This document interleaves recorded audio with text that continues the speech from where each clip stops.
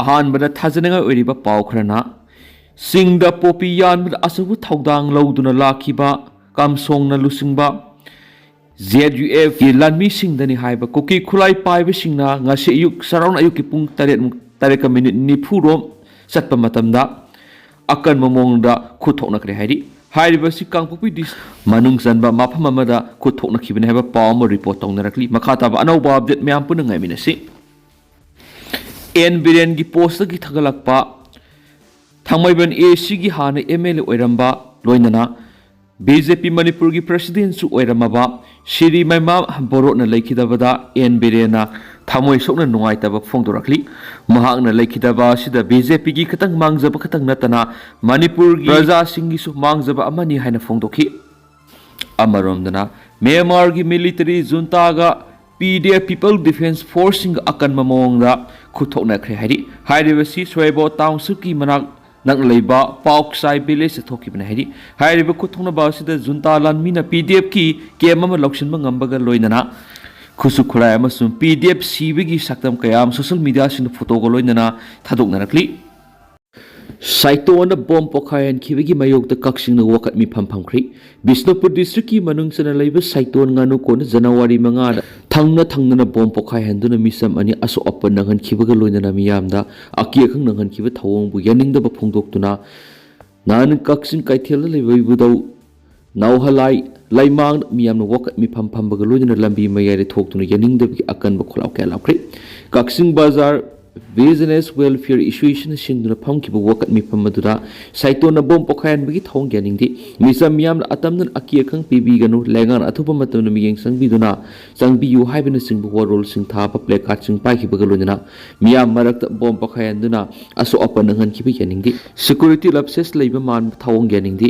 ꯏꯟꯇꯦꯂꯤꯖꯦꯟꯁꯀꯤ ꯐꯦꯜ ꯑꯣꯏꯕ ꯃꯥꯟꯕ ꯊꯧꯑꯣꯡ ꯌꯥꯅꯤꯡꯗꯦ ꯍꯥꯏꯕꯅꯆꯤꯡꯕ ꯈꯣꯜꯂꯥꯎ ꯀꯌꯥꯁꯨ ꯂꯥꯎꯈꯤ ꯋꯥꯀꯠ ꯃꯤꯐꯝ ꯑꯗꯨꯒ ꯃꯔꯤ ꯂꯩꯅꯅ ꯀꯛꯆꯤꯡ ꯕꯖꯥꯔ ꯕꯤꯖꯤꯅꯦꯁ ꯋꯦꯜꯐꯤꯌꯔ ꯑꯦꯁꯣꯁꯤꯌꯦꯁꯟꯒꯤ ꯄ꯭ꯔꯁꯤꯗꯦꯟꯠ ꯌꯦꯡꯈꯣꯝ ꯔꯥꯖꯦꯟꯗ꯭ꯔꯅ ꯍꯥꯏ ꯍꯧꯈꯤꯕ ꯖꯅꯋꯥꯔꯤ 5ꯒꯤ ꯑꯌꯨꯛꯇ ꯁꯥꯏꯇꯣꯟ ꯉꯥꯅꯨꯀꯣꯟꯗ ꯕꯣꯝ ꯃꯊꯪ ꯄꯣꯈꯥꯏꯍꯟꯗꯨꯅ ꯃꯤꯆꯝ ꯁꯣꯛꯍꯟꯈꯤꯕ ꯊꯧꯑꯣꯡ ꯑꯗꯨ ꯌꯥꯝꯅ ꯂꯩꯕꯥꯛ ꯃꯆꯥ ꯇꯥꯗꯕ ꯊꯧꯑꯣꯡ ꯑꯗꯨ ꯌꯥꯅꯤꯡꯗꯦ ꯃꯅꯤꯄꯨꯔꯒꯤ ꯑꯣꯏꯅ ꯆꯍꯤ ꯂꯤꯁꯤꯡ ꯀꯌꯥꯗꯒꯤ ꯂꯩꯔꯛꯂꯕ ꯏꯟꯇꯤꯒ꯭ꯔꯤꯇꯤ ꯌꯨꯅꯤꯇꯤ ꯑꯃꯗꯤ ꯀꯣꯑꯦꯛꯖꯤꯁꯇꯦꯟꯁ ꯑꯁꯤꯕꯨ ꯊꯨꯒꯥꯏꯅꯕ ꯍꯣꯠꯅꯔꯛꯂꯤꯕ ꯈꯨꯗꯤꯡꯃꯛꯄꯨ ꯄꯥꯔꯥ ꯑꯃ ꯇꯝꯕꯤꯕꯒꯤ ꯃꯇꯝ ꯑꯁꯤ ꯍꯧꯖꯤꯛ ꯌꯥꯝꯅ ꯊꯦꯡꯃꯜꯂꯤ ꯂꯩꯔꯤꯕ ꯂꯩꯉꯥꯛ ꯑꯁꯤꯅ ꯑꯃꯗꯤ ꯃꯔꯤ ꯂꯩꯅꯕꯁꯤꯡꯅ ꯑꯊꯨꯕ ꯃꯇꯝꯗ ꯊꯧꯗꯣꯛ ꯑꯗꯨꯗ ꯆꯦꯟꯅꯕꯁꯤꯡ ꯐꯥꯗꯨꯅ ꯃꯇꯤꯛ ꯆꯥꯕ ꯑꯀꯟꯕ ꯆꯩꯔꯥꯛ ꯄꯤꯒꯗꯕꯅꯤ ꯍꯥꯏꯈꯤ ꯑꯃꯔꯣꯝꯗ ꯊꯧꯗꯣꯛ ꯑꯗꯨꯕꯨ ꯀꯛꯆꯤꯡ ꯗꯤꯁꯇ꯭ꯔꯤꯛ ꯕꯥꯔ ꯑꯦꯁꯣꯁꯤꯌꯦꯁꯟꯅ ꯌꯥꯝꯅ ꯀꯟꯅ ꯌꯥꯅꯤꯡꯗꯕ ꯐꯣꯡꯗꯣꯛꯂꯗꯨꯅ ꯑꯦꯁꯣꯁꯤꯌꯦꯁꯟ ꯑꯁꯤꯒꯤ ꯖꯦꯅꯔꯦꯜ ꯁꯦꯀ꯭ꯔꯦꯇꯔꯤꯅ ꯊꯣꯛꯄ ꯆꯤꯔꯣꯜꯗ ꯍꯥꯏ ꯄ꯭ꯔꯁꯤꯗꯦꯟꯠ ꯔꯨꯜ ꯂꯩꯅ ꯀꯨꯀꯤ ꯅꯥꯔꯀꯣ ꯇꯤꯌꯣꯔꯤꯁꯁꯤꯡꯅ ꯃꯤꯆꯝ ꯃꯤꯌꯥꯝꯗ ꯀꯤꯍꯟ ꯈꯪꯍꯟꯕ ꯇꯤꯌꯣꯔꯤꯁ ꯑꯦꯛ ꯆꯠꯊꯔꯛꯄ ꯊꯧꯑꯣꯡ ꯑꯁꯤ ꯑꯊꯨꯕ ꯃꯇꯝꯗ ꯂꯣꯒꯤ ꯑꯣꯏꯕ ꯑꯦꯛꯁꯟ ꯂꯧꯒꯗꯕꯅꯤ ꯃꯅꯤꯄꯨꯔꯗ ꯈꯨꯟꯗꯥꯃꯤꯟꯅꯔꯤꯕ ꯀꯥꯡꯂꯨꯞ ꯈꯨꯗꯤꯡꯃꯛ ꯏꯪ ꯇꯞꯅ ꯅꯨꯡꯁꯤ ꯆꯥꯟꯅꯅ ꯑꯃꯠꯇ ꯑꯣꯏꯅ ꯂꯩꯅꯕꯒꯤꯗꯃꯛ ꯁꯤꯡ ꯑꯃꯁꯨꯡ ꯃꯥꯟꯅꯕ ꯂꯣ ꯏꯟꯐꯣꯔꯁ ꯇꯧꯕ ꯌꯥꯝꯅ ꯃꯔꯨꯑꯣꯏ ꯍꯥꯏꯅꯁꯨ ꯆꯤꯔꯣꯜ ꯑꯁꯤꯅ ꯃꯈꯥ ꯇꯥꯔꯤ ꯏꯝꯐꯥꯜ ꯅꯤꯠ ꯑꯦꯀꯥꯗꯃꯤ ꯃꯥꯏꯀꯩꯗꯒꯤ ꯅꯨꯡꯉꯥꯏꯔꯕ ꯄꯥꯎꯖꯦꯜ ꯑꯃ ꯄꯨꯗꯨꯅ ꯂꯥꯛꯆꯔꯤ ꯏꯁꯥꯃꯛ ꯗꯣꯛꯇꯔ ꯑꯃ ꯑꯣꯏꯅꯕꯒꯤ ꯑꯆꯧꯕ ꯃꯪꯂꯥꯟ ꯑꯃ ꯃꯪꯕꯤꯔꯤꯕ ꯅꯠꯇ꯭ꯔꯒꯅ ꯑꯗꯣꯝꯒꯤ ꯈꯪꯅ ꯆꯥꯅꯕꯁꯤꯡ ꯗꯣꯛꯇꯔ ꯑꯃ ꯑꯣꯏꯅꯤꯡꯕꯒꯤ ꯃꯪꯂꯥꯟ ꯃꯪꯕꯤꯔꯤꯕꯁꯤꯡꯗ ꯍꯥꯏꯔꯤꯕ ꯚꯤꯗꯤꯑꯣ ꯑꯁꯤ ꯁꯨꯡꯁꯣꯏ ꯁꯣꯏꯗꯅ ꯌꯧꯕꯤꯅꯕ ꯁꯤꯌꯔ ꯇꯧꯕꯤꯌꯨ ꯏꯝꯐꯥꯜ ꯅꯤꯠ ꯑꯦꯀꯥꯗꯃꯤ ꯃꯥꯏꯀꯩꯗꯒꯤ ꯅꯤꯠ 2026 ꯇꯥꯔꯒꯦꯇꯦꯗ ꯇꯦꯁ ꯁꯤꯔꯤꯁ ꯑꯃ ꯄꯥꯡꯊꯣꯛꯀꯗꯧꯔꯤ ꯍꯥꯏꯔꯤꯕ ꯇꯦꯁ ꯑꯁꯤ ꯂꯥꯛꯂꯤꯕ ꯖꯅꯋꯥꯔꯤꯒꯤ ꯇꯥꯡ 13ꯗꯒꯤ ꯍꯧꯒꯗꯕꯅꯤ ꯍꯦꯟꯅ ꯅꯨꯡꯉꯥꯏꯔꯤꯕ ꯄꯥꯎ ꯑꯃꯅ ꯑꯦꯀꯥꯗꯃꯤꯁꯤꯒꯤ ꯃꯥꯏꯀꯩꯗꯒꯤ ꯈꯨꯗꯣꯡꯆꯥꯕ ꯀꯌꯥ ꯑꯃꯔꯣꯝ ꯄꯤꯔꯤ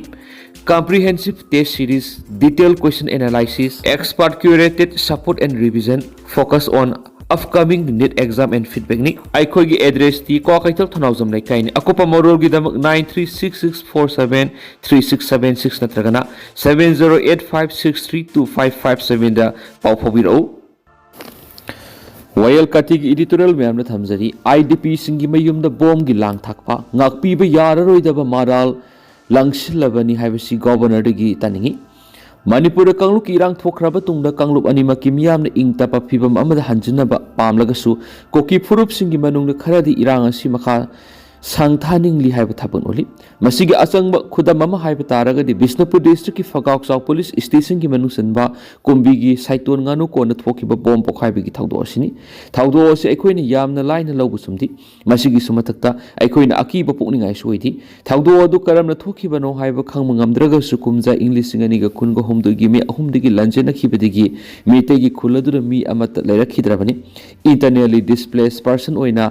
ꯃꯐꯝ ꯑꯗꯨꯒꯤ ꯃꯤꯌꯥꯝ ꯑꯗꯨ ꯀꯩꯕꯨꯜ ꯂꯝꯖꯥꯎꯗ ꯍꯥꯡꯕ ꯔꯤꯂꯤꯐ ꯀꯦꯝꯞꯁꯤꯡꯅ ꯆꯪꯖꯐꯝ ꯂꯧꯔꯒ ꯂꯩꯅꯔꯤꯕꯅꯤ mi lainadaba yum adu amang ata thuandanaba CRPF ki personnel singna post hangduna ngak selibani asiguma tanja asida mi lainadaba yum manungda bom mari mathang mathang pokhayanuna attack tarakpa haibasida security singi ahoba mayam ama lei habani hatno sunaba natragana pamdaba thawdo amada thokningai leiti haina nungaina tumlaga leramgani maitai singna yum sing aduda masagi mayumda sangba yadragasu manak nakpada khundariba koki singdi loinamak mayumda hanjelaga leinakhrabani thawdok thokliba mafam adudi koki ga maiti gi yamna lapna leinaba sunatabnina saungnarakpa matamda nungna langnabada panariba mafamni anakpa masu mafam adubu ngak sieliba security gi ahobadu yenglaga lamen tuyan bakhrana bomb sing adu pokhayanaba thawrang torambani haibadi irang thuanba pama miyoi khradi maitai gi yumlak sanglaga bomb phumbi thawdo adu satharambani haibasi yamna mek singi adubu yum sing adu ngaknanaba thamliba CRPF ki personnel singnadi karigumba karimata khangma ngamlamloi maramdi makhoi miyoibigi punsi amasum lanthum ngak senba lakpanati supnatagi thagi tolop adu kaktamak phangnanaba mathau tawbut sabani habisisu mek singi karigidamakta mi leinadaba yum sing adu da bomb phumlamlibano habisi nainaba taragadi yum adu da IDP sing hanjilakpada pokhayanduna hatke toramani asigumba makhalgi attack asi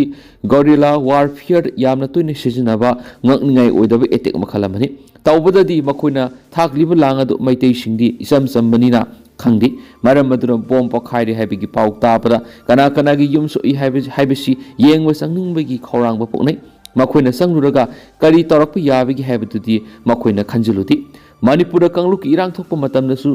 sikhiba maitai ayamba lan haibisi karino khanghaudaba makoina sangsiluraga kari torakadagi habisi adu nainarudana masing kha putholaga yeknabaga mayong yagani haina sangsilubda siyuna yamani masiga manaba mongamada saiton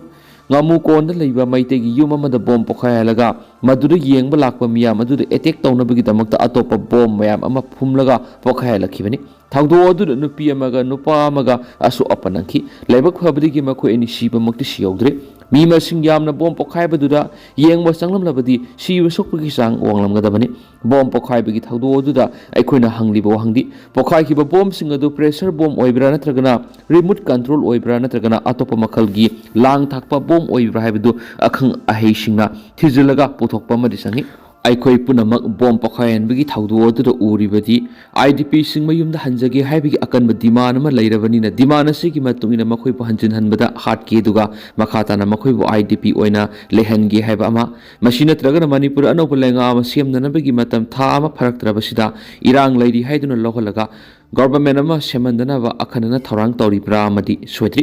thaksulasida security gi ahoba leiki khaktang hairaga aikoina tumina toksin basumdi miyamna CRPF ki personnel sing sijinaba bunker ani thugai ki badu wantok khangbasumi nakhoi leibigi kanadre aikoi bungakpa lakpa nati haiba kholaw du malem gi mipum khudimangna tanakhrabani makhoi gi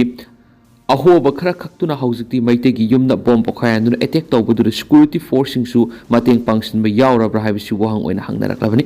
haukiba tha khara sita maitegi maikaidigi di law and order da aka etoi thokadaba thaba amata tawbu ukhatri tawge ninglagasu ngamdana security forcing na numit khudingi nongoi phagatpa mi kaukhatpana singba tawri aduna miyo amata makutta khulai paiduna phongna thulaga satpa ukhidri adu koki singi maraktadi